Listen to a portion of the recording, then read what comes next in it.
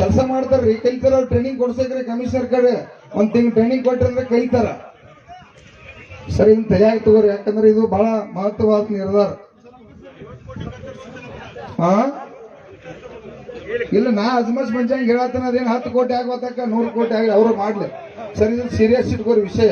ಇವತ್ತಿನ ತೀರ್ಮಾನ ಆಗ್ಲೇಬೇಕ್ರಿ. ಕಬ್ಬು ಬೆಳೆಗಾರ ಸಮಸ್ಯೆಗೆ ಒಮ್ಮೆ ತರ ಅಂತ್ಯ ಆಗ್ಬೇಕು. ಮತ್ತ ಮಂಡ್ಯ ಭಾಗದಾಗಲ್ಲಿ ನಾವು FRP ಹೊರತುಪಡಿಸಿ ಇವತ್ತು 300-400 ರೂಪಾಯಿ ರೊಕ್ಕ ತಗೊಂಡು ಇವ್ರು FRP ಹೊರತುಪಡಿಸಿ ಮಂಡ್ಯದಾಗ 1 ರೂಪಾಯಿ ಕೂಡ ಹೆಚ್ಚಿಕೊಳತ್ತಿಲ್ಲ. ಅವ್ರಿಗೆ 2300-2400 ರೂಪಾಯಿ ರೇಟ್ ಬೀಳತೈತೆ. ಅಲ್ರಿ, ಕಬ್ಬು ಬೆಳೆಯಕ್ಕೆ ಎಲ್ಲರಿಗೂ ಅಷ್ಟೇ ಖರ್ಚು ಬರ್ತೈತಿ. ಅವ್ರಿಗೂ ಕೂಡ 3300 ಈ ರೇಟ್ ಅನ್ವಯ ಆಗ್ಬೇಕು ಸರ್. ಯಾಕಂದ್ರೆ ಅವ್ರಿಗೆ 10 ರೂಪಾಯಿ ಕೂಡ ರಿಕವರಿಕ್ಕಿಂತ ಹೆಚ್ಚು ಕೊಡ್ತಾ ಇಲ್ಲ. ನಾವೀಗ ರಿಕವರಿ FRP ನಾವು ಒಪ್ಪೇ ಇಲ್ಲ. ಮೊದಲ ಕೇಂದ್ರ ಸರ್ಕಾರದ ಏನ 9.5 10-25 ಮಾಡ್ಯಾರ. ಅವ್ರು ಅಗದಿ ಮೋದಿ ಅಜ್ಜ ನಮ್ಮನ್ನ ಮೋಸ ಮಾಡಿ ನೀರೇ ಹಿಡುತ್ತಾನೆ, ಅದ್ರೊಳಗಿನ ಸಮಸ್ಯೆ ಇಲ್ರಿ. ಅದಕ್ಕಾಗಿ ಅದು ಮಂಡ್ಯ ಭಾಗದವ್ರು ಕೂಡ ಯೋಗ್ಯವಾದ ರೇಟ್ ಅನ್ನ ಕೂಡ ನೀವು ಅದ್ರ ಗಂಭೀರವಾಗಿ FRP ಹೊರತುಪಡಿಸಿ ಏನ್ ನಮ್ಮಲ್ಲಿ 400-500 ರೂಪಾಯಿ ಹಣ ಸಿಗತೈತಿ. ಆ ಮಂಡ್ಯ ಭಾಗದವ್ರು ಕೂಡ ಅವ್ರಿಗೆ 3300 ಸಿಗೋ ರೀತಿಯೊಳಗ ಒತ್ತಾಯ ಮಾಡೋಣ್ರಿ. ಅದೇ ರೀತಿಯಾಗಿ ಕಬ್ಬಿನ ಸಮಸ್ಯೆ ಸಾಕೀಗ. ಕಿತ್ತೂರ ಇರ್ರಿಗಪ್ಪ ಇಳಿಯ ಅವ್ ನಮ್ಮ ಹುಡುಗರ್ಗಪ್ಪ ಇರ್ಲಿ, ಶಾಂತಿ ಇರ್ರಿ. ಈಗ ಕಿತ್ತೂರ ತಾಲೂಕಿನ ಕುಲ್ಲೊಳ್ಳಿಯಲ್ಲಿ ಏನ ಸುಮಾರು 11,000 ಎಕರೆ ಜಮೀನನ್ನ ಚೆನ್ನಮ್ಮಾಜಿ ಮತ್ತು ರಾಯಣ್ಣ ಹಿಡಿದುಕೊಟ್ಟದಕ್ಕಾಗಿ 11,000 ಎಕರೆ ಜಮೀನನ್ನ ಅವರಿಗೆ ಯಾವಾಗ ಸಂಗೊಳ್ಳಿ ರಾಯಣ್ಣನ ಗಲ್ಲಿಗೆ ಹಾಕಿರ್ತಕ್ಕಂಥ ಸಂದರ್ಭ, ಅವಾಗ ಅವರಿಗೆ ಆ ಬ್ರಿಟಿಷರ ಅವಾಗ ಕೊಟ್ಟಿರ್ತಕ್ಕಂಥ ಅವ್ರದೇನು ಅವ್ರ ಅಪ್ಪನ ಆಸ್ತಿ ಅಲ್ಲ, ಚೆನ್ನಮ್ಮ ಮತ್ತು ರಾಯಣ್ಣನ ಆಸ್ತಿಯನ್ನ ದೇಶದ್ರೋಹಿಗಳಿಗೆ ಕೆಲಸ ಮಾಡಿದವ್ರಿಗೆ 11,000 ಎಕರೆ ಜಮೀನನ್ನ ಕೊಟ್ಟಿರ್ತಕ್ಕಂಥದ್ದ ಇವತ್ತಿನ ಕೂಡ ಅವ್ರ ಹೆಸರಲ್ಲೇ ಐತಂದ್ರ ಈ ರಾಜ್ಯ ಸರ್ಕಾರಕ್ಕೂ ಮರ್ಯಾದಿಲ್ಲ, ಕೇಂದ್ರ ಸರ್ಕಾರ ಕೂಡ ಮರ್ಯಾದಿಲ್ಲ. ಯಾಕಂದ್ರೆ ದೇಶದ್ರೋಹಿಗಳಿಗೆ 11,000 ಎಕರೆ, ರಾಯಣ್ಣ ಚೆನ್ನಮ್ಮ 9 ಮಂದಿನ ಗಲ್ಲಿಗೆ ಹಾಕಿದವರಿಗೆ 11,000 ಎಕರೆ ಐತಂದ್ರ ಈ ಕಾನೂನುಗಳೆಲ್ಲ ಏನಾದ್ರು ಹಲವಾರು ಆಕ್ಟ್ಗಳು ಆಗಿ ಹೋದ್ರು. ಇಂದಿರಾ ಗಾಂಧಿ ಕಾನೂನು ಬತ್ತು, ಇವೆಲ್ಲ ಆಕ್ಟ್ಗಳಾದ್ರು 11,000 ಎಕರೆ ಜಮೀನ್ ಐತಂದ್ರ ಇವತ್ತು ಸರ್ ತೀರ್ಮಾನ ಮಾಡಿ ಆ ಭೂಮಿಯನ್ನೆಲ್ಲ ಇವತ್ತು ನಮ್ಮ ರೈತ ಅಂತಂಬರಿಗೆ ಹಚ್ಚಬೇಕು. ಅದನ್ನ ತಕ್ಷಣ ಇವತ್ತ ಈ ಸೆಷನ್ ಮುಗಿಯೊಳಗಾಗಿ ಅದನ್ನ ಮೊದಲು ಸರ್ಕಾರಿ ಮಾಡ್ಕೋರಿ. ಯಾವ ಪುಣ್ಯಾತ್ಮಕ್ಕಾಗಿ ಅದನ್ನ ಯಾವ ಪುರುಷಾತ್ಮಕ್ಕಾಗಿ 11,000 ಎಕರೆ ಜಮೀನು ಅವರಿಗೆ ಕೋರ್ಟ್ ಕಚೇರಿ ನಮಗೆ ಸಂಬಂಧ ಇಲ್ರಿ.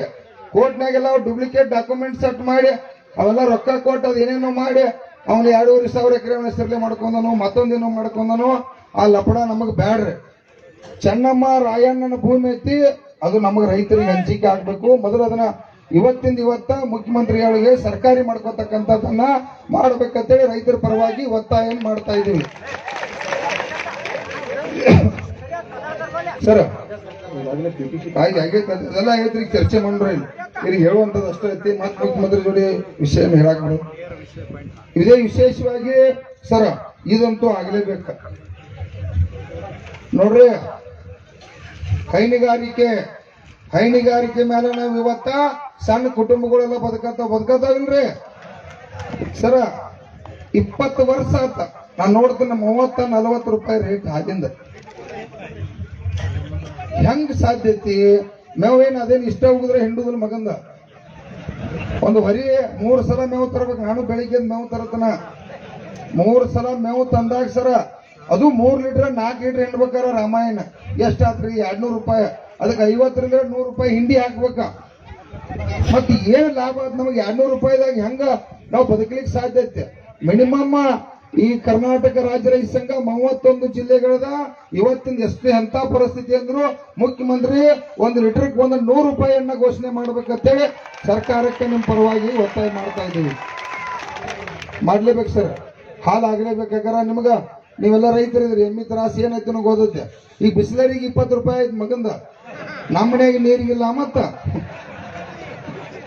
ಇವೆಲ್ಲ ಸರ್ ಕಡ್ಡಾಯವಾಗಿ ಹಾಲಿನ ಬದಲು ಗಂಭೀರತೆ ಇರಲಿ. ಅದೇ ರೀತಿಯಾಗಿ ಮೆಕ್ಕೆಜೋಳ ಖರೀದಿ ಕೇಂದ್ರವನ್ನ ತಕ್ಷಣ ತಾವು ಪ್ರಾರಂಭಿಸಿರಿ. ಅಲ್ಲೂ ಕೂಡ APMC ಒಳಗ ಸರಿಯಾಗಿ ಸ್ಪಂದನೆ ಸಿಗ್ತಾ ಇಲ್ಲ, ಅಲ್ಲಿ ಅಸ್ತವ್ಯಸ್ತ ಆಗತ್ತದ. ಅಲ್ಲಿ ಹೋಗಿ ಹೊಡೆದ 108 ಏನೇನು ವಿಚಾರ ಹೇಳಿ ನಾವು ಇಷ್ಟ ಸಾಕ್ ಪಾಯಿಂಟ್ ತಗೊಳಂಗಿಲ್ಲ ಅನ್ನುವಂಥದ್ದು. ತಾವು ಈಗಾಗಲೇ ನಮ್ಮ ಎಲ್ಲಾ ಭಾಗದಾಗ ಹಾವೇರಿ, ಮಲ್ಲಿಕಾರ್ಜುನ್, ಬಳ್ಳಾರಿ ಸರ್ ಎಲ್ಲ ತಾವೆಲ್ಲ ಗುದ್ದಾಡಿ 50 ಕ್ವಿಂಟಲ್ಗೆ ತಂದಿರಿ. ಅದೇನ ನಾವು ಅದನ್ನು ವಿರೋಧ ಮಾಡೋದಿಲ್ಲ, ಸಂತೋಷ ಐತೆ. ಆದ್ರೂ ಒಂದು 100 ಕ್ವಿಂಟಲ್ ಕೂಡ ತಗೊಂಬರಿ ಅಂತ ಇನ್ನೂ ಕೂಡ ನಿಮಗೆ ಒತ್ತಾಯ ಮಾಡ್ತಾ ಇದೀವಿ. ಹೌದಿಲ್ರಪ್ಪ?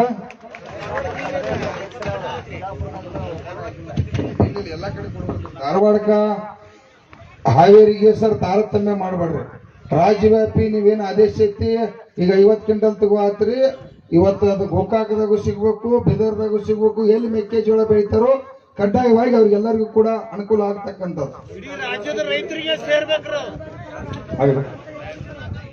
ರಾಜ್ಯದಿಂದ ಬರ್ತಾರೆ ಅಮ್ಮ, ರಾಜ್ಯ ಮೆಕ್ಕೆಜೋಳ ಎಲ್ಲೆಲ್ಲಿ ಬೆಳಿತಾರೆ ಅಂದ್ರೆ ರಾಜ್ಯವ್ಯಾಪಿ ಬರ್ತಾರೆ. ರಾಜ್ಯವ್ಯಾಪಿ ಸರ ಬರ್ಬೇಕ್ರಿ. ಅದೇ ರೀತಿಯಾಗಿ ಅದು ನೋಡ್ರಿ ಕರೆಕ್ಟ್ ಐತಿ ನಾವು ಹೇಳುದು. ಯಾಕಾರ ನಮ್ಗೆ ಅಲ್ಲಿ ತಗೊಂಡ್ ಹೋಗಕ್ ಅಡ್ಡಾಡಾಗುದಿಲ್ಲ. ಪ್ರತಿಯೊಂದು ಗ್ರಾಮ ಪಂಚಾಯತಿ ಒಳಗ ಖರೀದಿ ಕೇಂದ್ರವನ್ನ ತೆಗಿಬೇಕು ಅನ್ನುವಂಥದ್ದನ್ನು ಒತ್ತಾಯ ಮಾಡ್ತಾ ಇದ್ವಿ. ಅದು ಒಂದೇ ಬೆಳೆಗಳಿಗೆ ಅನುಸಾರ ಎಲ್ಲಾ ಬೆಳೆಗಳಿಗೂ ಕೂಡ ಖರೀದಿ ಕೇಂದ್ರವನ್ನ ತೆಗಿಬೇಕು.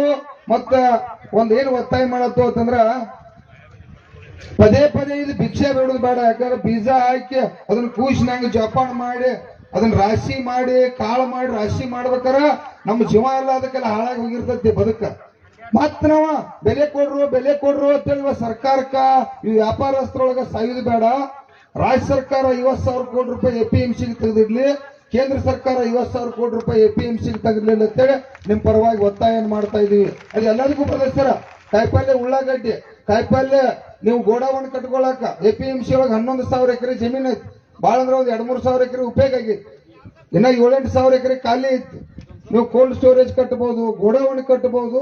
ಹಣ ತೆಗೆದಿಲ್ರಿ. ಈಗ 5 ಗ್ಯಾರಂಟಿ ಕೊಟ್ಟಿದ್ರಿ ಸರ್, 50,000 ಕೋಟಿ ರೂಪಾಯಿ ವರ್ಷಕ್ಕ.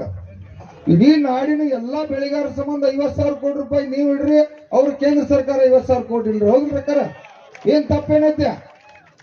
ಆ ಡೀಟ್ರಿ ಅದನ್ನ ಸರ, ಆ ರೊಕ್ಕ ಇರ್ತೈತೆ.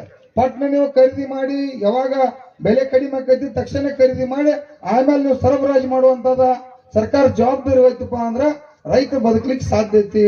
ಅದಕ್ಕೆ ಇದು ಕೂಡ ಈ ರಾಜ್ಯ ಸರ್ಕಾರಕ್ಕ ಒತ್ತಾಯ ಮಾಡ್ತಾ ಇದ್ದೀವಿ. ಅದೇ ರೀತಿಯಾಗಿ ಹಗಲಿ ಕರೆಂಟ್ ಬಂದು ಈಗ ಕರೆಂಟ್ ಬೇಕಾ? ಕರೆಂಟ್ ಸಾಹೇಬ್ರ, ಕರೆಂಟ್ ಹಗಲಿ ಏನು 7 ತಾಸು ಕರೆಂಟ್ ಕೊಡತ್ತಾರೋ ಆ ಹಗಲಿ 7 ತಾಸ ನಮಗೆ ಸಾಲುದಿಲ್ಲ.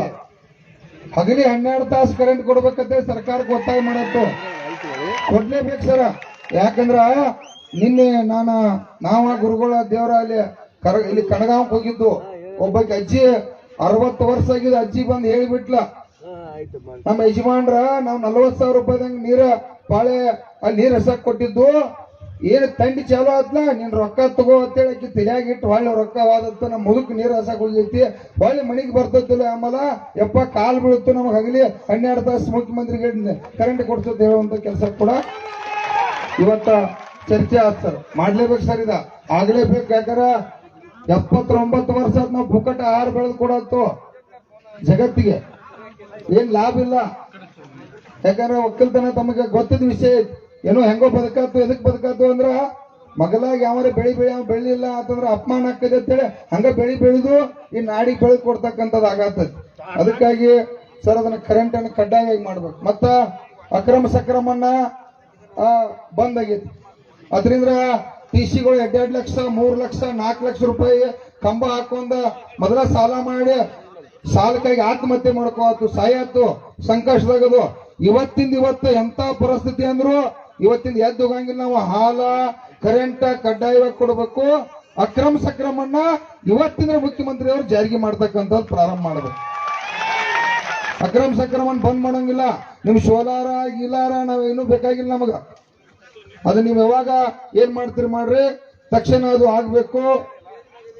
ಅದೇ ರೀತಿಯಾಗಿ ಸಬ್ ಸ್ಟೇಷನ್ಗಳು ಸರ್, ಸ್ಟೇಷನ್ಗಳಿಂದ ಸರಿಯಾಗಿ ಲೋಡ್ ಬರ್ತಾ ಇಲ್ಲ.